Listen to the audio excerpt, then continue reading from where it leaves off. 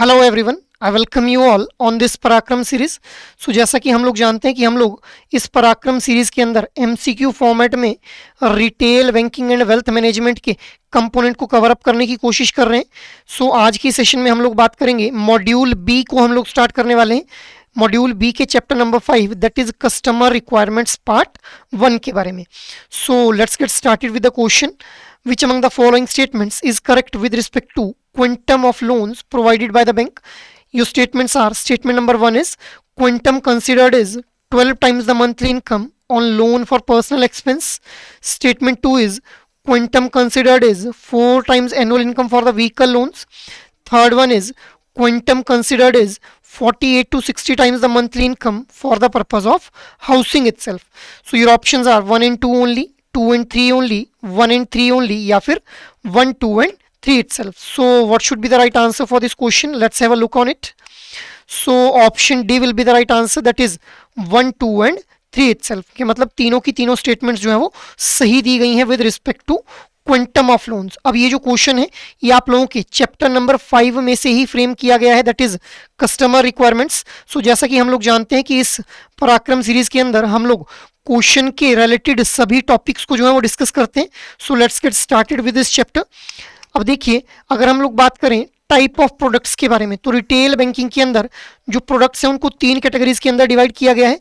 First one is retail asset products, retail liability products, other products and services. अब ये जो retail asset products है इसके अंदर हम लोग कंसीडर करते हैं लोन्स को या फिर एडवांसेस को। अब लोन्स अलग अलग तरह के हो सकते हैं, personal loan, auto loan, home loan, इसके अलावा एजुकेशन लोन, और एडवांसेस के अंदर हम लोग बात करते हैं क्रेडिट कार्ड रिसीवेबल्स की।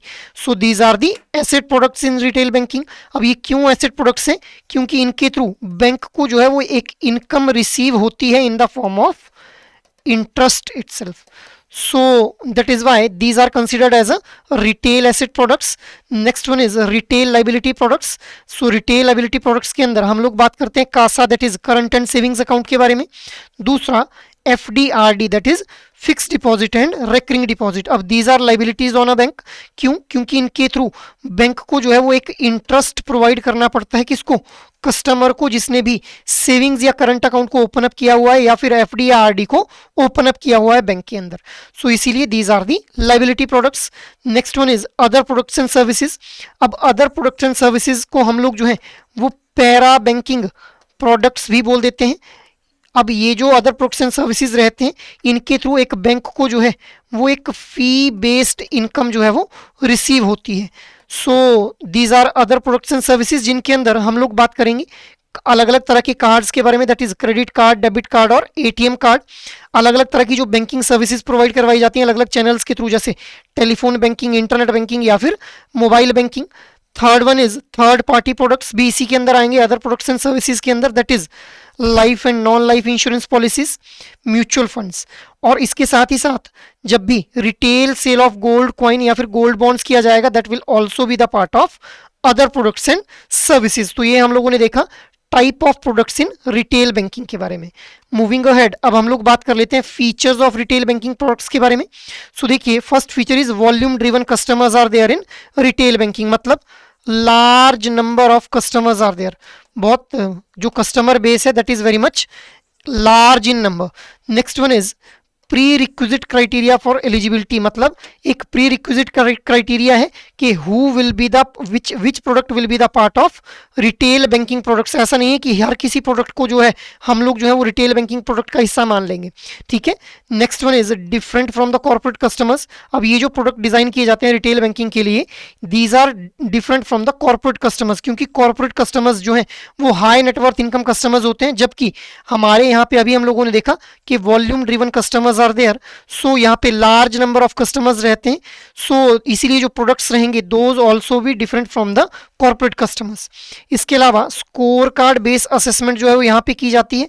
अब क्या होता है कि एक स्कोर कार्ड प्रिपेयर कर लिया जाएगा, उस स्कोर कार्ड के बेसिस पे हम लोग जो है वो अपने कस्टमर्स की जो है वो असेसमेंट करते हैं कि उस स्कोर कार्ड के हिसाब से फिर हम लोग असेस करेंगे कि हम लोग जो है वो किस कस्टमर को कौन सा प्रोडक्ट जो है वो सेल आउट करेंगे। Next feature is target customer. अब कौन से टारगेटेड कस्टमर्स रहते हैं हमारे रिटेल बैंकिंग के लिए? Individuals, joint borrowers, non resident Indians, Hindu undivided families, trust, association and employees are the target customers with respect to retail banking products. Moving ahead, अब हम लोग बात कर लेते हैं लोन के अप्रूवल के बारे में. अभी हम लोगों ने देखा कि लोन जो है वो रिटेल एसेट प्रोडक्ट का पार्ट बन रहे हैं. अब किस तरह से जो ये रिटेल लोन का जो ये अप्रूवल का प्रोसेस रहता है इसको हम लोग समझ लेते हैं. तो सबसे पहले इंफॉर्मेशन को कलेक्ट किया जाता है. उसके बाद इस इंफॉर्मेशन किसकी, कस्टमर की इंफॉर्मेशन, उसका एज, उसका नेम, उसका एड्रेस, ठीक है, ये सारी इंफॉर्मेशन जो है वो कलेक्ट की जाएगी. अब इस इंफॉर्मेशन को जो है वो वेरीफाई किया जाएगा विद नो योर कस्टमर, जो हमारी गाइडलाइंस इशू की जाती हैं, और या फिर एंटी मनी लॉन्ड्रिंग के अगेंस्ट जो गाइडलाइंस इशू की गई हैं by the RBI itself, in guidelines के हिसाब से जो है वो इस इंफॉर्मेशन को वेरीफाई किया जाएगा. अब इसके बाद एक स्कोरिंग मॉडल जो है वो प्रिपेयर किया जाएगा, जहां पे which scoring model will be based on the standardised template. अब जो भी हम लोगों ने इन्फॉर्मेशन कलेक्ट की, जिसको वेरीफाई किया, उसको हम लोग इस स्कोरिंग मॉडल के साथ जो है वो मैच करेंगे. अब इस स्कोरिंग मॉडल के अंदर हम लोगों ने जो भी एक कस्टमर को जो है वो स्कोर अलॉट किया, उसको उस स्कोर को फिर हम लोग मिनिमम एलिजिबिलिटी क्राइटेरिया के साथ मैच करेंगे कि अगर ये स्कोर आता है, जैसे मान लो 0 से 5 के बीच में स्कोर है, तो इसको जो है वो कितने अमाउंट का जो लोन है वो दिया जा सकता है, इस चीज़ को जो है वो मैच किया जाएगा. मिनिमम एलिजिबिलिटी क्राइटेरिया मतलब क्या वो कस्टमर एलिजिबल भी है किसी अमाउंट ऑफ लोन के लिए या फिर नहीं है. इसके बाद due diligence is the next process. Due diligence क्या होता है, मतलब प्रॉपर वेरिफिकेशन की जाएगी कस्टमर की, डॉक्यूमेंट्स वगैरह जो भी सबमिट किए गए होंगे उनकी प्रॉपर जो है वो वेरिफिकेशन की जाएगी. अब ये ड्यू डिलीजेंस वाला जो स्टेप रहता है, इसके बाद फिर एक रिटेल लोन को जो है वो अप्रूव कर दिया जाता है. अब ये जो ड्यू डिलीजेंस है इसको थोड़ा डिटेल में हम लोग समझ लेते हैं. देखिए, ड्यू डिलीजेंस का मतलब क्या है कि जो प्रॉपर वेरिफिकेशन है एप्लीकेशन डिटेल्स की वो की जाएगी. फॉर एग्जाम्पल, अगर हम व्हीकल लोन की बात करें, तो व्हीकल लोन के केस में जो ऑथराइज डीलर है वहां से जो है वो उस ऑथराइज डीलर से इनवॉइस ली जाएगी, जिसके थ्रू ये वेरीफाई किया जाएगा कि एक्चुअल में वो व्हीकल जो परचेज कर रहा है उसके लिए इतना अमाउंट की ज़रूरत है जितना उसने रिक्वेस्ट किया हुआ है या फिर नहीं है. Next is educational loan. Educational loan के केस में एडमिशन और फी डिटेल्स को वेरीफाई किया जाएगा.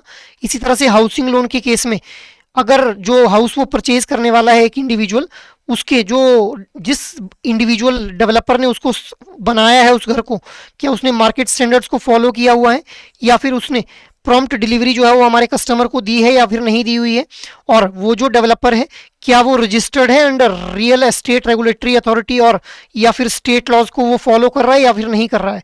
तो इस तरह से प्रॉपर वेरिफिकेशन जो है वो ड्यू डिलीजेंस के अंदर की जाएगी. अब इस वेरिफिकेशन के प्रोसेस में क्या कुछ जो है वो डॉक्यूमेंट्स रिक्वायर्ड रहेंगे, KYC that is know your customer, इसके अलावा pan that is permanent account number जो कि इनकम टैक्स डिपार्टमेंट के द्वारा जो है वो इशू किया जाएगा. इसके अलावा इनकम कितनी है एक इंडिविजुअल की, उसकी क्रेडिट रिपोर्ट जो है वो बनवाई जाएगी with the help of credit information companies, ठीक है, CICs के द्वारा. इसके अलावा उसके फ़ोन नंबर को वेरीफाई किया जाएगा. इमूवेबल प्रॉपर्टी को वेरीफाई किया जाएगा जो कि उसने प्लेज की हुई है as a form of security to the bank जब भी उसने लोन लेना है. इसके अलावा टाइटल की इन्वेस्टिगेशन की जाएगी कि जैसे मान लो उसने अगर कोई लैंड वगैरह जो है वो एज ए सिक्योरिटी दी हुई है, तो क्या वो लैंड उसके नाम पे है भी है या फिर किसी और के ही नाम पे, इस चीज़ की वेरिफिकेशन की जाएगी. Next one is security documents. अब सिक्योरिटी के तौर पर जो उसने डॉक्यूमेंट्स दिए उन सभी सिक्योरिटी डॉक्यूमेंट्स को वेरीफाई किया जाएगा. Next is visit to the housing society, मतलब उसने जहाँ पे जो है वो घर वगैरह लेना है उस हाउसिंग सोसाइटी को जो है वो विजिट किया जाएगा. फिजिकली जो है वो वहाँ पे बैंक के एम्प्लॉयज़ जो है वो जा करके देखेंगे कि एक्चुअल में क्या वो वहाँ पे रह रहा है या फिर जहाँ पे वो लेना चाह रहा है घर, उस चीज़ को वेरीफाई किया जाएगा. So these are the verification processes जो कि मतलब उनको जो है वो फॉलो किया जाएगा during the due diligence step. Moving ahead, अब हम लोग बात कर लेते हैं क्विंटम ऑफ लोन के बारे में. सो देखिए, कितने अमाउंट का लोन जो है वो दिया जा सकता है ये डिपेंड करता है प्रोडक्ट किस तरह का है और एक इंडिविजुअल की इनकम कितनी है. प्रोडक्ट मतलब कि पर्सनल लोन है, व्हीकल लोन है या फिर हाउसिंग लोन है. तो यहीं से देखिए आप लोगों का वो क्वेश्चन फ्रेम किया गया था जो कि हम लोगों ने सेशन की स्टार्टिंग में डिस्कस किया. सो देखिए, पर्सनल लोन के केस में 12 टाइम द मंथली इनकम जो है वो क्विंटम ऑफ लोन दिया जा सकता है. नेक्स्ट इज व्हीकल लोन जो है वो कितना दिया जा सकता है, 4 times the monthly income of the individual. इसी तरह से जो हाउसिंग लोन है वो 48 to 60 times of monthly income of the individual जो है वो दिया जा सकता है. अब यहीं पे हम लोग जो है वो कुछ और टर्म्स को भी समझ लेते हैं, दैट इज मार्जिन. अब मार्जिन क्या होता है, मार्जिन को हम लोग जो है वो सिंपल भाषा में अगर बात करें सो डाउन पेमेंट बोल देते हैं. सो ये जो मार्जिन है it varies between 15 to 30% based on the value of asset या फिर टाइप ऑफ द लोन, मतलब किस तरह का लोन लिया जा रहा है, पर्सनल लोन है, व्हीकल लोन है या फिर एजुकेशन लोन है। Next is rate of interest. अब देखिए यहाँ पे जो रेट ऑफ इंटरेस्ट चार्ज किया जाता है लोन्स के ऊपर, that is generally on the reducing base in percentage per annum. मतलब जैसे मान लो 1,00,000 रुपया जो है वो प्रिंसिपल अमाउंट है।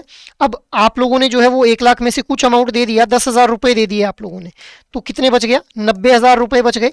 अब जो रेट ऑफ इंटरेस्ट लगेगा वो इस 90,000 पे बचेगा, क्योंकि 10,000 तो ऑलरेडी पे हो गया है। So this is reducing base के ऊपर जो है वो रेट ऑफ इंटरेस्ट लगता है।